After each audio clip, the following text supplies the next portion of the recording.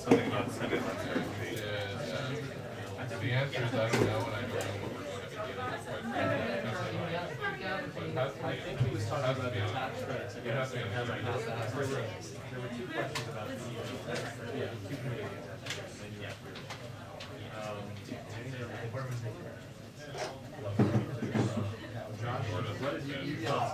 He ignored us on Fed. The Fed question might have shut it down. That's our bad.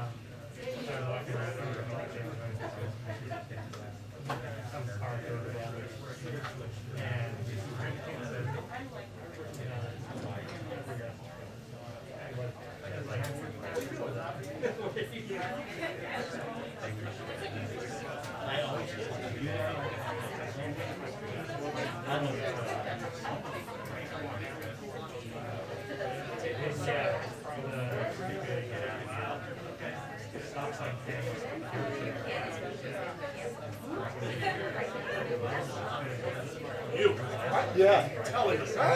People are talking. Well, it's probably true.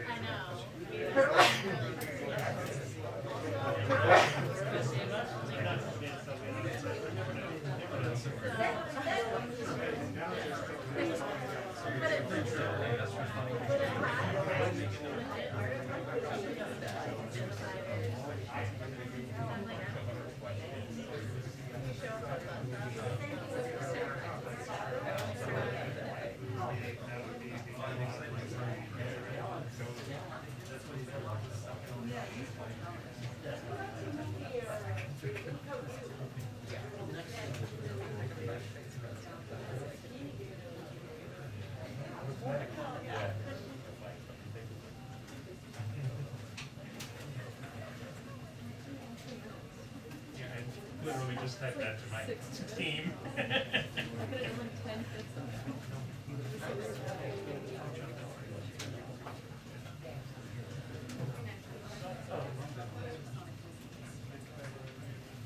Sorry, this is my. Oh, sorry.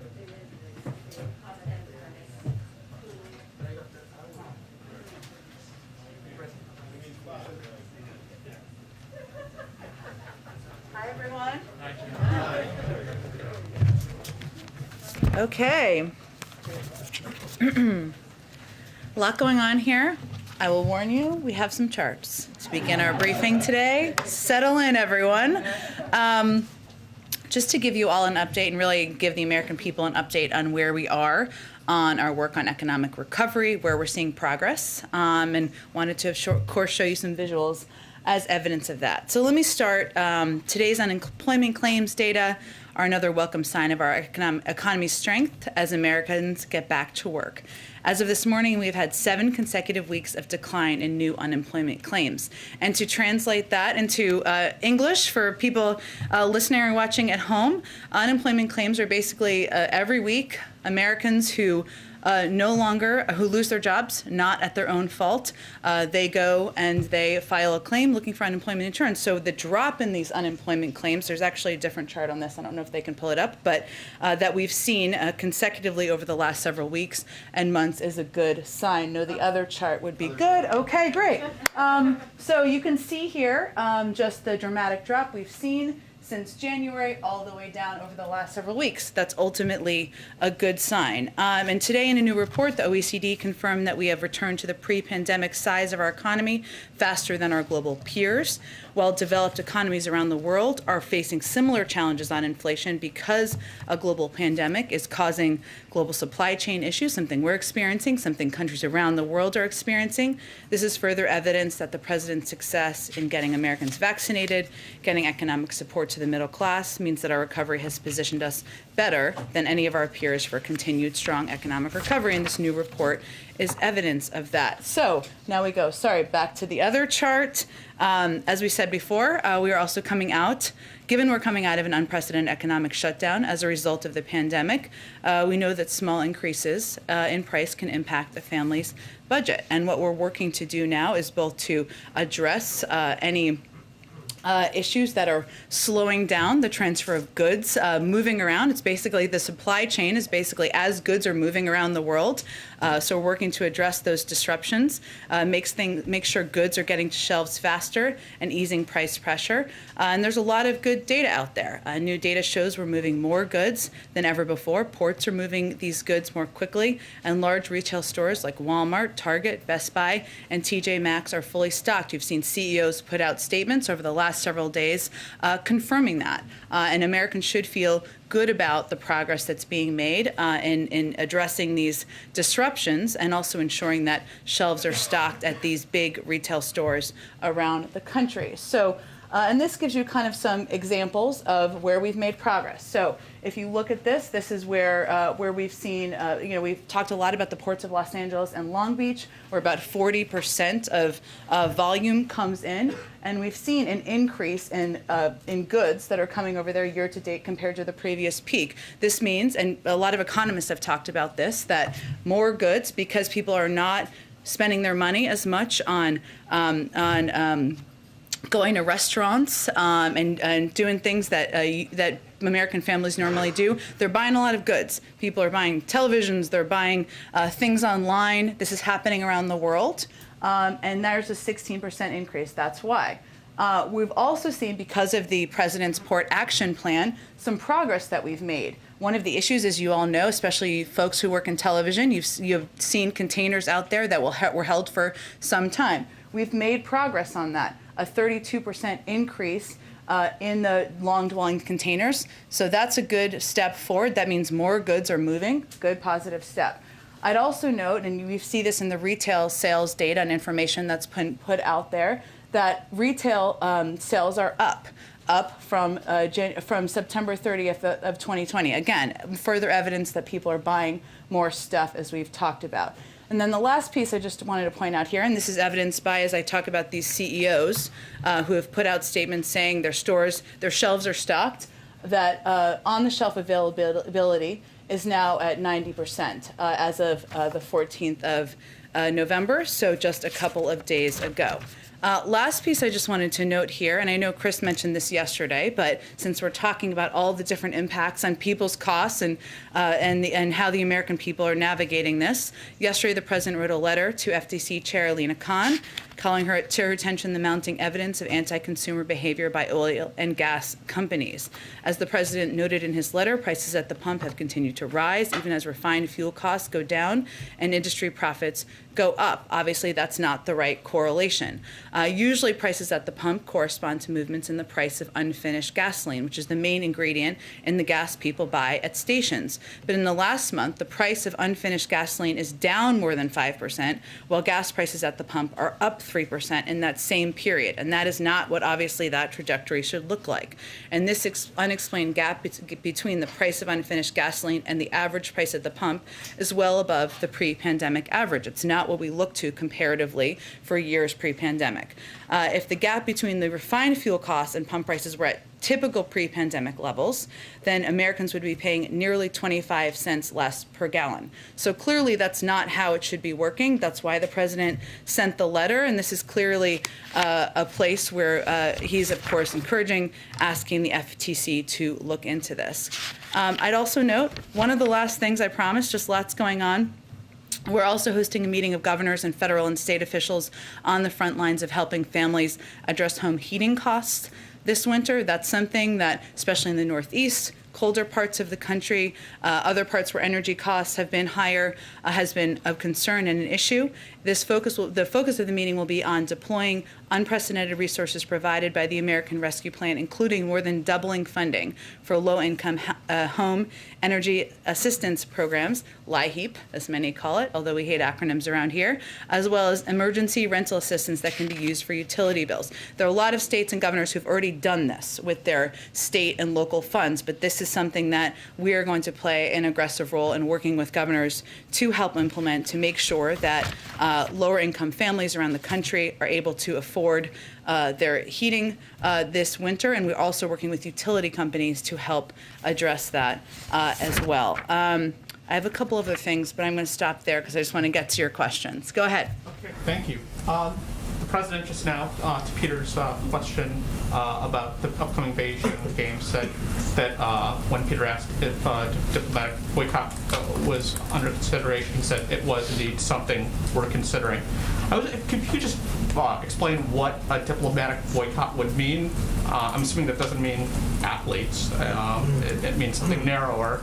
And then secondly, coming so soon after the meetings with President Xi, what does that say about the meetings this last week? Were they not constructive, that the President would be considering this big move?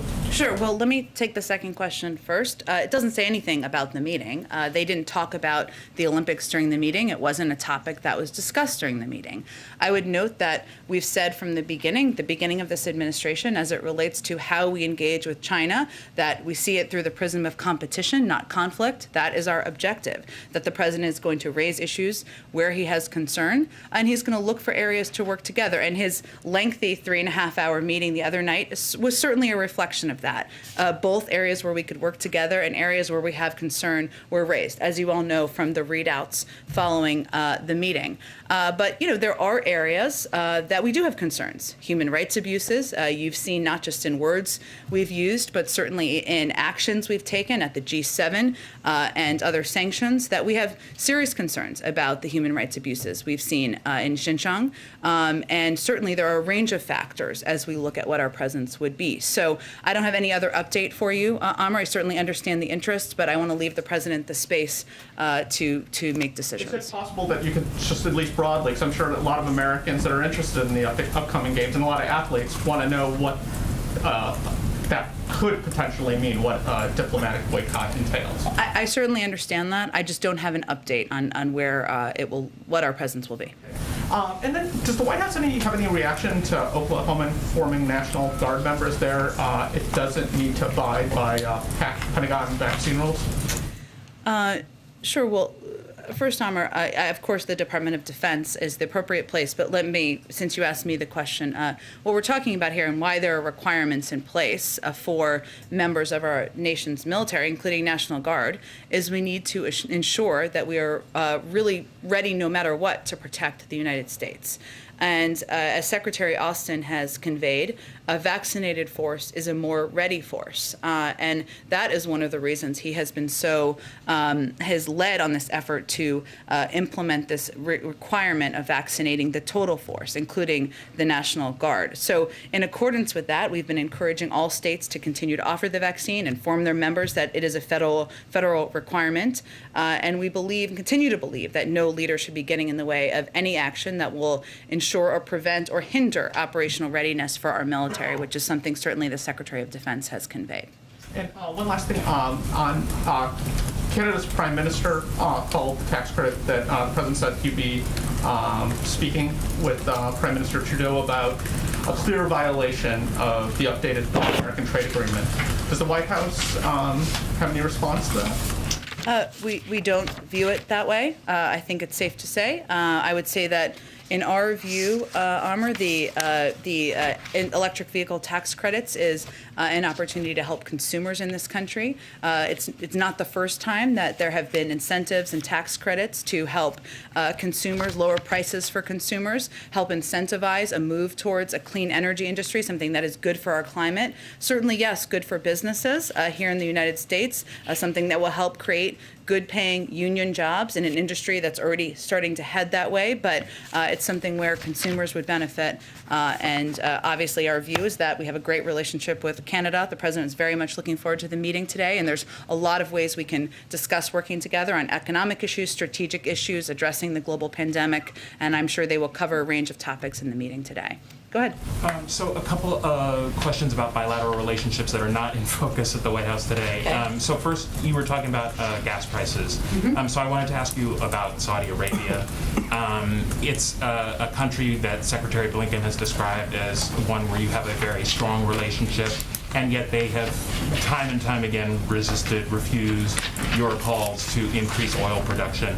Would that ever hurt your bilateral relationship? Would you ever punish them for that? Would you ever change that relationship as a result of that? Well, I certainly don't want to make a prediction of that from here, but I will reiterate that we have raised with OPEC member countries, including Saudi Arabia, even though we're not a member of OPEC, the need to ensure that there is available supply out there on the market. I think the reason why I led by talking about the FTC letter is because as we've seen the price of global price of oil come down, we haven't seen the price of gas come down. So there also is a responsibility for oil companies here in the United States and elsewhere to make sure that they are not gas gouging consumers across the country. Okay, one other, on Iran, there's been some reporting that the administration has been privately floating with allies the idea that you might give some sanctions relief or come to some kind of interim deal in order to get those nuclear negotiations off to a good start. I know that your public position thus far has been that that is not something that that you're doing. Would you ever consider that? Is that something that you would ever consider doing to get those negotiations started? I'm not aware of any change in our position or approach to the negotiations. Good. Thanks, Jen. Whose decision was it to break with tradition and not hold a formal press conference after the Trilateral summit today? Was that something requested by the Canadians or the Mexicans, and why?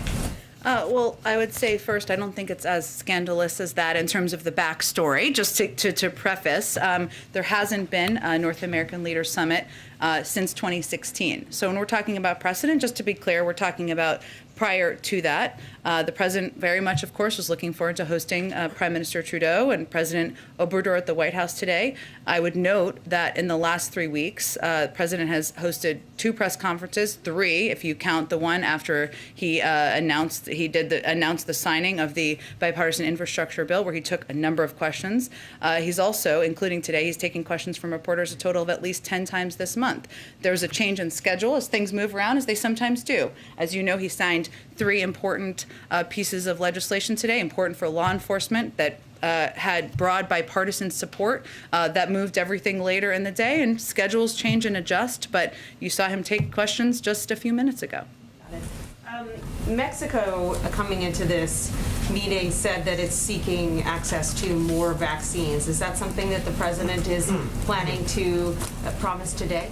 Well, I know part of the preview that we did last night, they talked about how, and certainly we'll do a written readout once these meetings conclude that will be more detailed, but how obviously COVID and addressing the COVID pandemic will be a part of the discussion. Now, a big part of that coming into the meeting from our perspective was the fact that we had lent or provided vaccine supply to Mexico and Canada, and we wanted to talk to them about providing that supply broadly into the region, something that would obviously be up to public health officials. In terms of what they may request, I can't speak to that, but certainly we're going to continue to play a role in addressing the global pandemic. And then very quickly back to the question about the Chinese Olympics. Is there a timeline for when the White House would decide about a diplomatic boycott? Is it weeks? Is it months? Would you make a decision closer to the actual date of the Olympics? I certainly understand the question. I just want to give the national security team and the president space to make the decision, so I can't give you a prediction of a timeline. Go ahead. Thank you, Jen. Grim milestone this week. More than 100,000 people died of drug overdoses in the last year. Experts say a lot of that is driven by fentanyl, which is coming across the southern border in record amounts. So why isn't the administration doing more to stop the drugs from coming in? Well, first I would say that the president is meeting with the president of Mexico today, as you know, and that we work with Mexico every day to disrupt transnational criminal organizations, which are responsible, as you know, for the majority of fentanyl, heroin, and methamphetamine entering the United States, as well as spreading violence and insecurity in Mexico. So during the summit today, we certainly expect that discussing this topic, our joint goals to combat transnational crime and terrorism, the movement of these type of drugs across the border would be part of the discussion. And when it concludes, we'll provide a readout. Okay, and then following up on the meeting with President Xi, American intel agencies have told the president they cannot crack the origins of COVID without China's help. President Biden had a chance to ask for China's help. Why didn't he? Well, I would say that the president's push for the Chinese to participate more, provide more transparent data and information, we've never held back on that front. We've argued for it publicly, we argued for it at every level, and the president did talk in his meeting about the importance of transparency, this is exactly an example of. He talked about the importance of transparency, but did he ask President Xi to cooperate specifically with this U.S. intel agency-led investigation into the origins of COVID? Peter, it's clear that that's what we want. That's what we've been pressing on. I don't have any more to read out for you from the meeting. You're saying that it's clear. Is it clear to somebody who has a Zoom meeting with the president that that's what he means if that's not what he says? I think the president has spoken publicly on this a number of times. Our national security officials have conveyed very clearly, I don't think it's a secret. That's what we want. That's what we've been pressing for. And then just the final one on that. Are they old friends or not? Because the president has claimed that they're not. You claimed that they're not. But then President Xi said that they are. The president didn't say that. The president considers him someone he has known for some time, someone he can have candid relationships with. I can't speak for how the Chinese categorize or describe people they know in the world. I can only describe how the president views the relationship. Go ahead. Jen, is Mexico doing enough to stem the flow of migrants into the U.S.? And I asked that question amid new numbers that show in the last year, I think it was 1.7 million individuals who were detained at the border trying to cross illegally. This is definitely going to be, as you know, Peter, but just to reiterate, part of the discussion today. Every country in the Western Hemisphere has, of course, been impacted in some ways by migration events in recent years. A lot of people, Mexico has been as well. That's my point there. And leaders in the region have a shared interest in humane migration management. We, of course, our views, we have to address these issues together. So this is certainly an opportunity today to have a further discussion about it, about what more can be done. And certainly more can be done and should be done. Yesterday, during a preview call in advance of this, a senior administration official said there is not a real focus this time around on our borders. For those who are concerned about the situation at the border, why isn't that a real focus of today's conversation? Well, I think they also did talk about, though, how the root causes of migration, including people who are coming from the south of Mexico, or this is how I read the backgrounder, was going to be a part of the discussion. And I can assure you or others who may have confusion about that migration, addressing the root causes, ensuring we're doing it in a humane way, but reducing the number of people who are coming to the border will be part of the discussion. Let me ask one last question. I'm not sure if the White House has a position on this, but I ask because it's gained a lot of attention in the U.S. among individuals and frankly around the world. There's a tennis star from China, Peng Shuai, who has been missing, it seems, for a matter of days, if not weeks. Her social profile now comes up with nothing. Does the White House have concerns, have any comment, any position on that situation, given she's such a high-profile individual who spent a lot of time playing tennis, frankly, in the United States? Yeah, we have, of course, seen the reports. We unfortunately just don't have any additional information on it or additional comment. Go ahead. Thanks. I know you might not be able to give a concrete update on the idea of a diplomatic boycott, but two senators, Senator Todd Young and Tim Kaine, told our Hill reporter, Ali Pokornin, that their understanding is the administration does support this idea of a diplomatic boycott. So can you at least tell us if the president has been talking to senators about this? I mean, the president was just asked about this and gave an answer. Of course, we're in regular touch at a range of levels with members of Congress about a range of issues, including our relationship with China and including an issue like this, that there's been a lot of reporting and interest in. But beyond that, I don't have an update, given he just answered the question himself. And then sort of following up on the question about the electric car tax credits, but kind of more broadly, maybe you can talk to whether there's been any concern from the White House heading into these meetings today, whether the president's big push to make things in America and buy American in the long term could be right now making it harder to get Mexico and Canada on board to help with some of the supply chain issues. Well, our view is that we have a lot we can work with, a lot of work we can do, I should say, with the Canadians on addressing supply chain issues, something that's in our mutual interest, and there's mutual benefit in doing that. We've done a lot of work on this end. We certainly know that the ability for goods to move effectively around, connecting infrastructure, making sure it's efficient, even at a time where the purchasing of goods is increased massively around the world, here, Canada, everywhere around the world.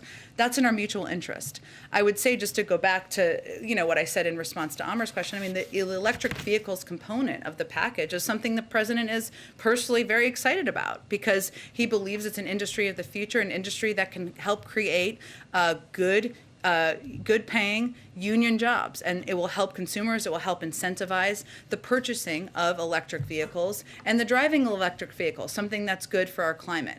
But all diplomatic relationships have areas where there might be tough topics to discuss, where people have concerns they raise. That's the purpose of these in-person meetings.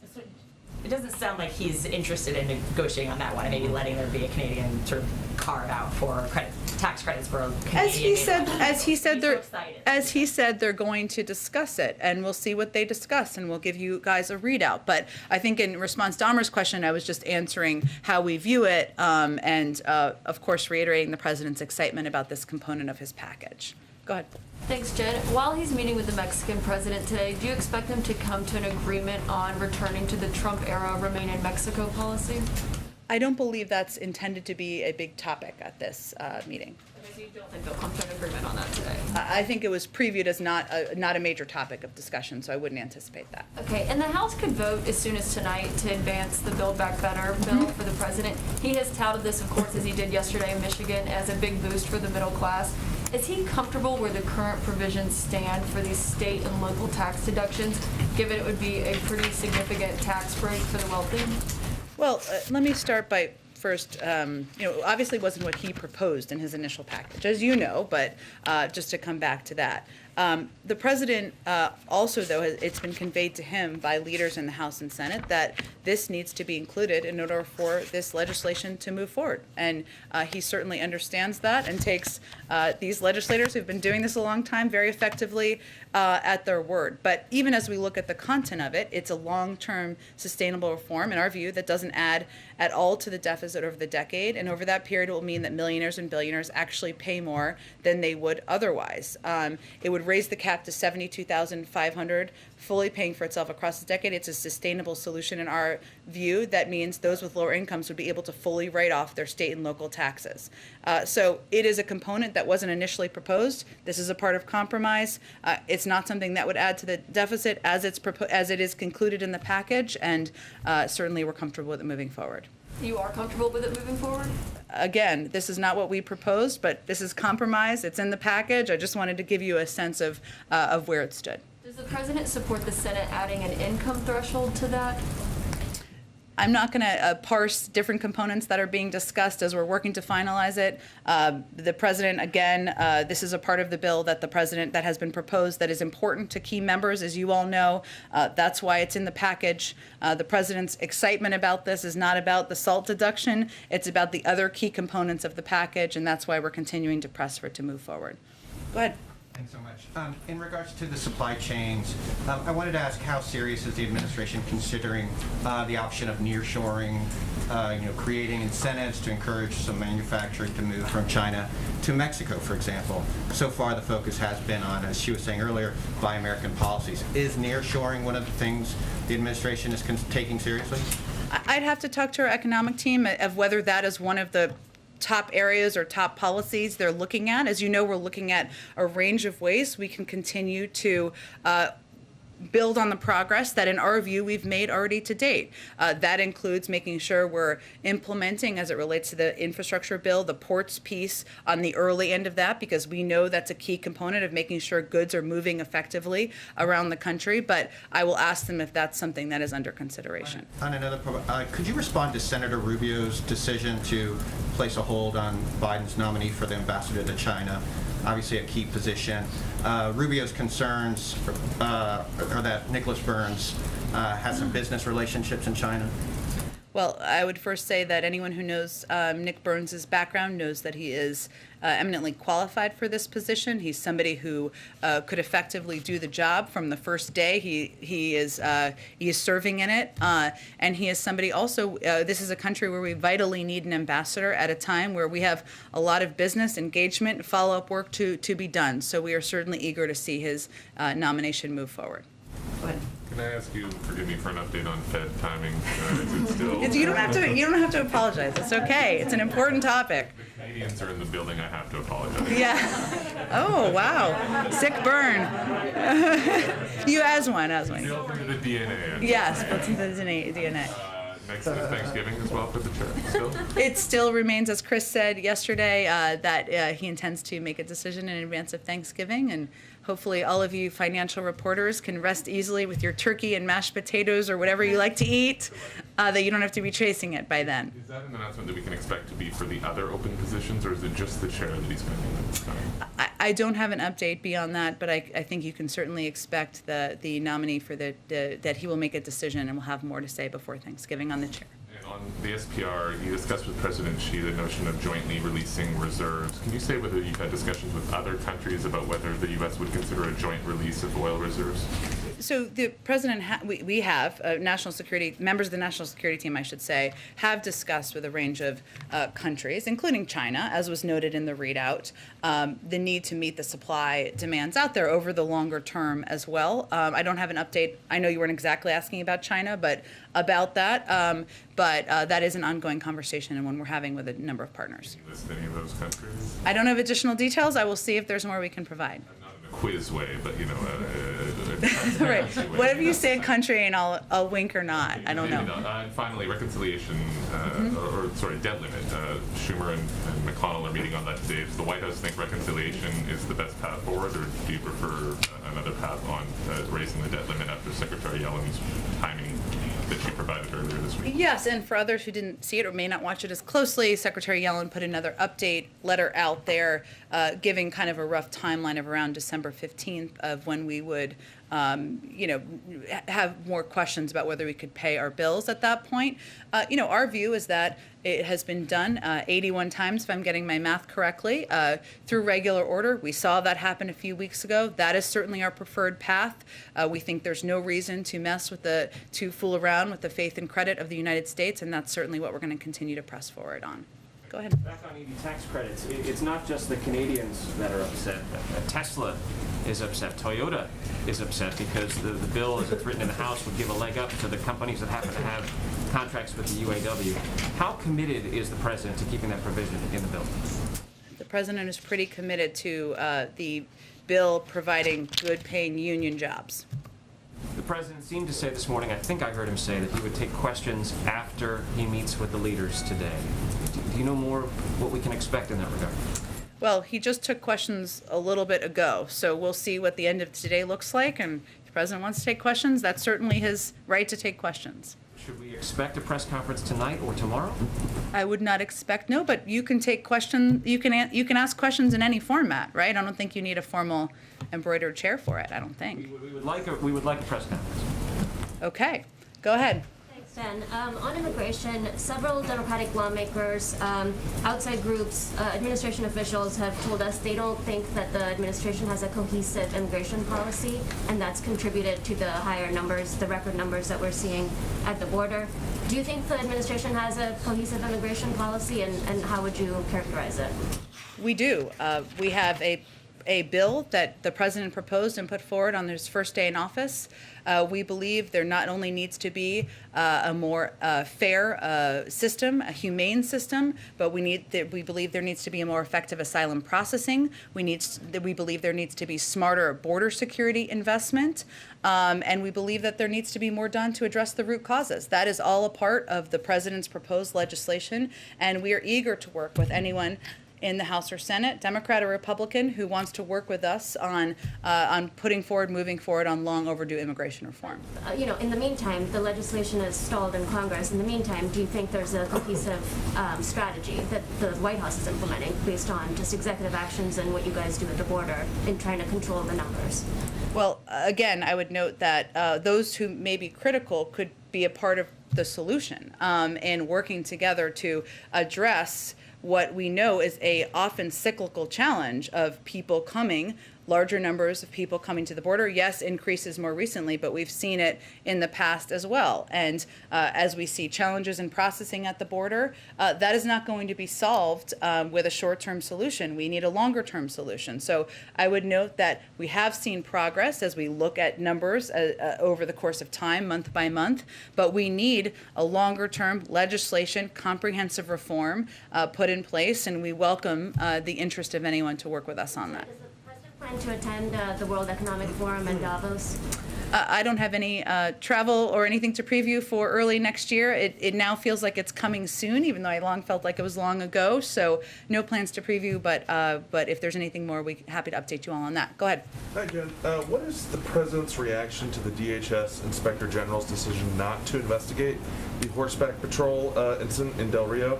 There's still an inquiry by the Office of Professional Responsibility, but there's not an announced timeline for its completion. The president in September said there would be consequences. Secretary Mayorkas said an investigation would turn around in a week. Were the president and secretary too hasty in those remarks? I know the secretary spoke to this, I think, yesterday, and I would just point you to his comments. I don't have an additional comment from here. Go ahead. Jonathan, you're in a different spot. I'm adjusting. Different viewpoint. Thank you. Two questions for you. Does the White House have any reaction to today? The governor of Oklahoma called off the execution of a death row inmate, a Julius Jones, just hours before he was to be killed. It's a case that attracted a lot of attention from activists, students in the state. Mr. Jones instead will be given, he was sentenced to life imprisonment without the possibility of parole. Well, the president has made clear over time that he has grave concerns about whether capital punishment as currently implemented is consistent with the values that are fundamental to our sense of justice and fairness. And certainly as looking at a case like this, you reflect, and I think he and we all reflected on his point of view or his view and his policy position in that regard. And I'd note for us on a federal level, the Attorney General has halted executions at the federal level. We are in the process of conducting an important review of the federal death penalty, and the president believes that is an important step forward. But this, as you know, was a state level sentence. The action needed to be taken on the state level, and so there wasn't a real role that the federal government could officially play in that regard. But certainly the president's grave concerns about the death penalty and the implementation of that are, I think were reflected in how he viewed this case. Okay. And another matter, just picking up the thread on ambassadors. Yeah. There's some growing calls among some Democrats for Senate Majority Leader Schumer to do things, quote, the hard way, and perhaps keep the Senate in nights, weekends, whatever it might be, to get some of these these ambassador nominees confirmed. Does the White House endorse that position? What more do you guys want to see about getting more ambassadors put in place, so very few have been to this point? Well, one thing that could happen, if, just to go kind of full nerd Senate process here, is that a lot of these nominees, as you've seen not everyone, but many of these nominees, ambassadorial nominees, eminently qualified nominees, end up passing with a vast majority vote. I mean, Democrats and Republicans. And they could just be voted through or passed through unanimous consent. You don't need to use all the hours on the floor, right, to have the process proceed where there's hours of debate. There have been delays and holds, as you know, from a variety of individuals. Senator Cruz is one of them. So that has been a challenge as well. But certainly we believe that it is far past time to move forward with these nominees, that we are hindered by not having people and ambassadors in places around the world at a time. And I think if you haven't all seen the statement by former Secretary Gates, he had a pretty strong, compelling statement out there about the importance of moving forward with some of these nominees. We're at almost December in the administration. So I would just say that's how we broadly view it. But it is true also that Leader Schumer is trying to move forward quite a bit on the legislative agenda. He has effectively and efficiently done that to date. And one of the challenges here, the big challenge that I don't think should be undervalued or underreported, is the insistence on lengthy processes that is really not necessary in every case. Go ahead. Some states have already expanded booster shot eligibility to all adults. Does the White House believe that should be done nationwide? Does the president think that all adults should be getting their booster shots now? Well, there's a process that is underway, as you know, and we've said from back several months ago that once the FDA and the CDC approved boosters for individuals over a certain age, or once it goes through the process to approve it, we'd be ready with the supply, and we'll be ready with the supply. But science first, data first, so we'll wait for the process to proceed. Concerned about the rising numbers going into the holiday season, into the winter. We're seeing numbers tick off across the country right now. What are the White House's plans to deal with that? Well, we're continuing to implement vaccination programs, of course, across the country. We have been encouraged by some of the numbers we've seen in terms of the uptick of people who are eligible, who are getting their booster shots. About 30 million Americans have done that to date. Obviously, more than that are eligible. So we'd like to see more people getting booster shots who are eligible to get that extra protection against COVID-19 now, especially going into the holiday season. We know now that kids age 5 to 11 are eligible, that if you get your vaccine shot, you get your first shot now, your kids will be protected by the holiday season. So we're continuing to press and remind people that this is a big travel time of year, a big crowd time of year, winter, obviously, colder weather, more people inside, and we are upping our outreach to emphasize that. Go ahead, Karen. Thanks. Yesterday, Congress passed a bill to give the Congressional Medal of Honor to the 13 service members who were killed in the attack at the Kabul airport. Some of those families were critical at the time of the withdrawal and the president's efforts to honor their loved ones. Mm-hmm. When will he sign that legislation, and is this something where he would host something at the White House to award those medals to the families? Well, first let me say that the president doesn't look at the loss they had or the grief that these families endured through the political prism. And some of them were critical. They have every right to speak publicly about their points of view. That continues to be his viewpoint. In terms of the status of it, I just have to check with our legislative team on what that looks like. I'm happy to do that. Do a ceremony at the White House? Is it? I don't know what it looks like yet because I have to check on the status. As you know, he met many of these families back in August following what I would still say was one of the worst days of his presidency, and conveyed to them that he would be open to staying in touch if that was appealing to them. And everybody deals with and copes with grief, the loss of a loved one in different ways. He remains open to that, but I don't have any updates beyond that. Just do one quick one on paid leave. There's reportedly an effort underway by some Democrats to start working on a separate paid leave proposal out of the Build Back Better plan that could have bipartisan support. Is this something that the president has endorsed as a strategy, given that the House has not even voted yet on the Build Back Better, and where it goes in the Senate then?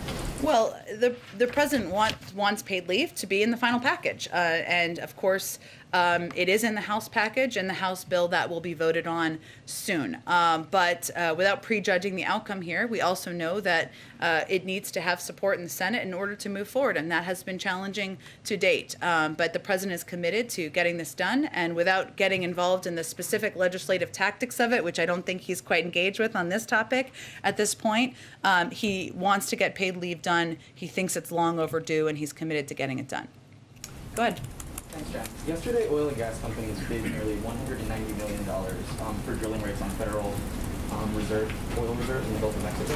This comes just after President Biden was at COP26 in the United Kingdom. Given that these leases are going to last well past 2030, does this current round undermine at all Biden's pledge to reduce greenhouse gas emissions? I think I may have spoken to this the other day, and I think there's a legal court case around this on the implementation or the allowing of these oil leases to move forward. But I would say, so I would refer you to those comments. Go ahead, Kate. How do you have a summit where migration is one of the major issues without bringing up a policy like remain in Mexico? Where does the White House think the proper forum for that is if it's not one like this? Well, as you know, there's legal ramifications around this and legal discussions around this. So I think that's part of the reason it hasn't been intended to be a major focus of discussion, but certainly migration will be, as will every steps that can be taken to reduce the number of people who are coming to the border, coming from Central America through Mexico, and we believe we can do that in a cooperative manner. And one on Vice President Harris. What is the strategy behind her having her own separate set of bilats today? Will she be focusing on different issues with each leader? I'm just wondering what the thinking is behind that. I don't think that's historically uncommon when leaders come to the United States to have meetings with the Vice President as well as the President. Certainly there are overlaps of discussions, but it gives them an opportunity to have high-level engagement while they're in the United States with both the President of the United States and the Vice President of the United States, something we certainly think sends an indication about the value we place in these relationships. Go ahead. Thank you, Jen. There's a growing sense among world leaders and others that on foreign policy, President Biden is markedly different from former President Trump on tone, but on substance, in some of the ways, it's very similar and not that different than Donald Trump's America First policy. So in light of today's bilats and Trilateral, I just wanted to give you a chance to respond. Like, what are their examples? So, for instance, the Canadian Chamber of Commerce told Politico today, President Biden has doubled down on some of Trump's policies and in other cases taken actions that are directly against Canada's interests. I think the two main areas would be trade and immigration, and then a little while earlier on the submarine kerfuffle with the French foreign minister said this is brutal, unilateral, and unpredictable decision. Reminds me a lot of what Mr. Trump used to do, and I can get you more examples. Sure. Well, look, I would say I'm not sure those are that specific, and I've already spoken to the electric vehicles component. I think it's hard for any analyst to look at the president's approach to re-engaging with allies around the world, which is something that has been front and center to the president's approach to global engagement, to rejoining the Paris Climate Agreement, to acknowledging that climate is one of the biggest crises we face around the world, to ensuring that we are working to promote human rights around the world, freedom of press around the world. I think the list of differences is probably a laundry list, and the list of similarities probably fits on the back of a tiny napkin.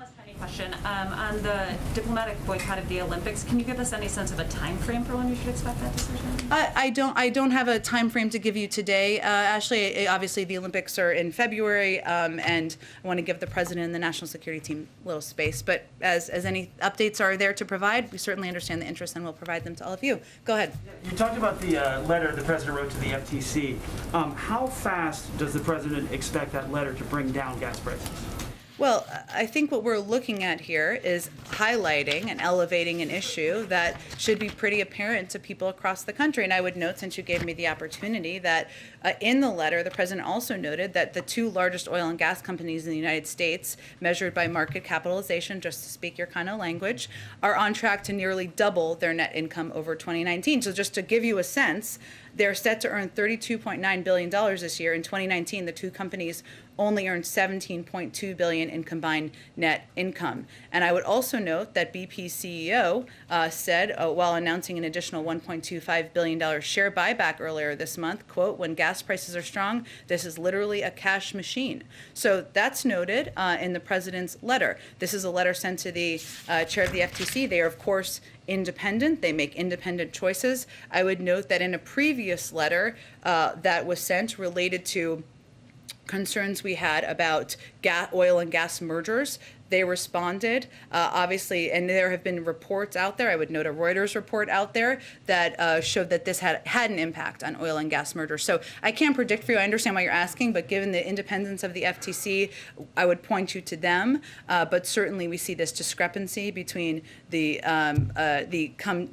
price that is coming down as it relates to oil and the price of gas is concerning. So any consideration to reversing some of the policies that have led to this, maybe reconsidering the Keystone pipeline as the Prime Minister of Canada is here? Well, I think the problem with that argument is that the Keystone pipeline isn't even really functioning. I mean, it was only partially built. It isn't even really functioning. So suggesting that changing that would lower the price of gas, I don't know that that makes substantive sense. Well, but the market looks out. They look at where it will be in the future, and canceling the Keystone pipeline, not allowing other pipelines to go forward, or challenging other pipelines might reduce or cause some concern in the market. Well, we look at every pipeline on an individual basis. The president made the decision when only about, I think, 8% of the pipeline had been built not to move forward as we looked at the environmental impacts and weighed them with the economic impacts. And the decision was certainly made. So there's a range of options on the table. I unfortunately don't have anything more to preview for you today, but certainly lowering the cost of gasoline, something that people around the world, as you know, are experiencing, not just here in the United States, is of utmost concern and a priority to the president. A Canadian day. Thank you, Jen. Two quick questions. The first one, I just want to follow up to the previous question. Trade protection policies are perceived as just as intransigent, this administration, as Trump's policies. How do you distinguish them?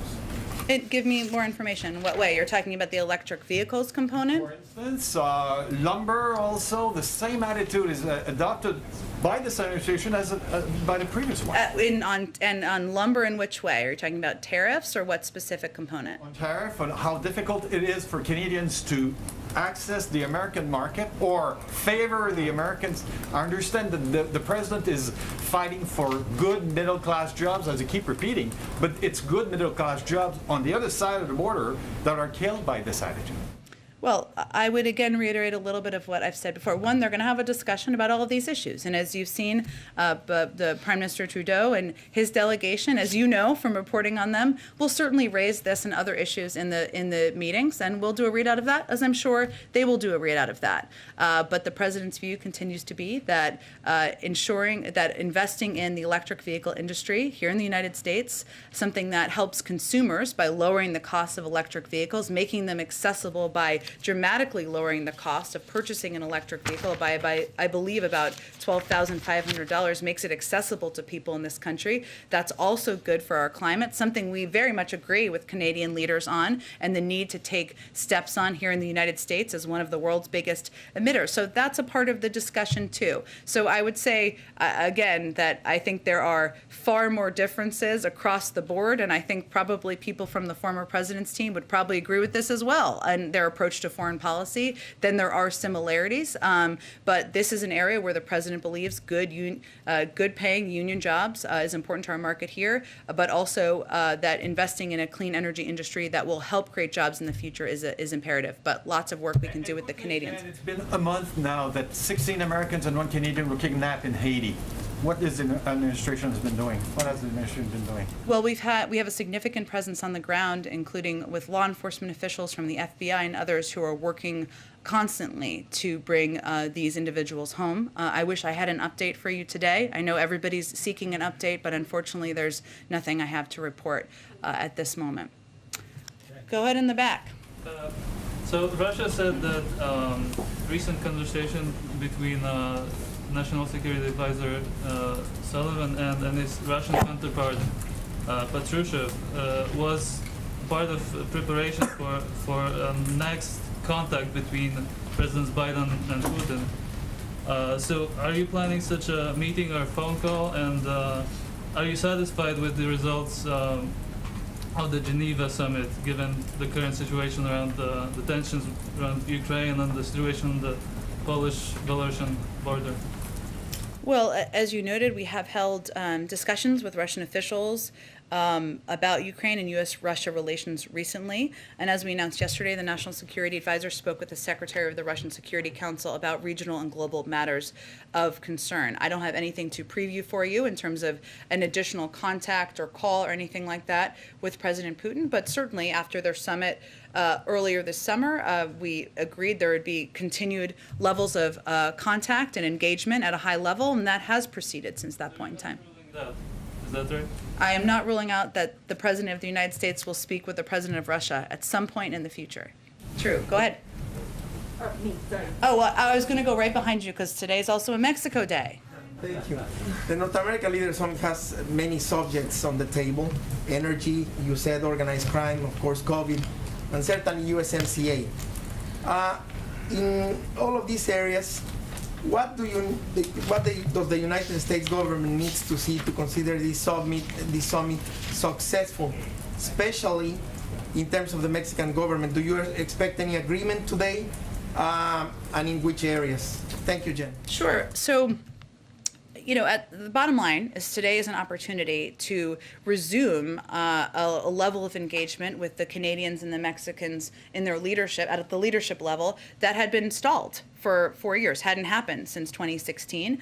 And it's an opportunity to build on discussions that these leaders were also a part of, whether it was the G20, COP26, in different capacities. So today is an opportunity for leader-to-leader engagement, have a discussion about a range of challenges we all face, whether it's improving vaccine distribution and pandemic preparedness, something that is certainly on the minds of all leaders, strengthening North American supply chains, enhancing competitiveness, concrete actions on reducing methane emissions, follow-up to the COP26 summit, and developing a regional compact on migration and protection for the Americas. In terms of what will come out of here, we'll have, the meetings have a couple of more hours, so I'll let them proceed before I preview that, but certainly the President was looking forward to the opportunity to engage face-to-face, have discussions about these important, vital issues with these leaders.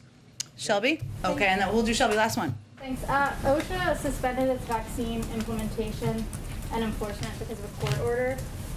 Given this update, is the administration still urging businesses to move forward with the president's vaccine and weekly testing rule? And are you still working off of that January 4th compliance deadline? We are. Let me be very clear. Our message to businesses right now is to move forward with measures that will make their workplaces safer and protect them, their workforces from COVID-19. That was our message after the first stay issued by the Fifth Circuit. That remains our message, and nothing has changed. I would note that recent polling, I think that just came out yesterday, showed that 60% of businesses are moving forward with measures that keep their workplaces safe. They're essentially implementing components or versions of these vaccine requirements because they know it's in the interests of their workforces, to protect their workforces, to make sure they can bring more people back to the workforce, and we certainly see that as a positive sign. So we are still heading towards the same timeline. The Department of Justice is vigorously defending the emergency temporary standard in court, and we are confident in OSHA's authority. All right, thanks everyone. Senator Manchin just walked out while we were in here. Are you able to provide any readout of the meeting that I suppose just happened? Did he meet with the president or with staff? He was not in the meeting with the Mexican president and the Canadian president. That would just make an added component of today. I believe he was participating in a swearing-in ceremony for Dr. Gupta per Dr. Gupta's request. Thanks, everyone.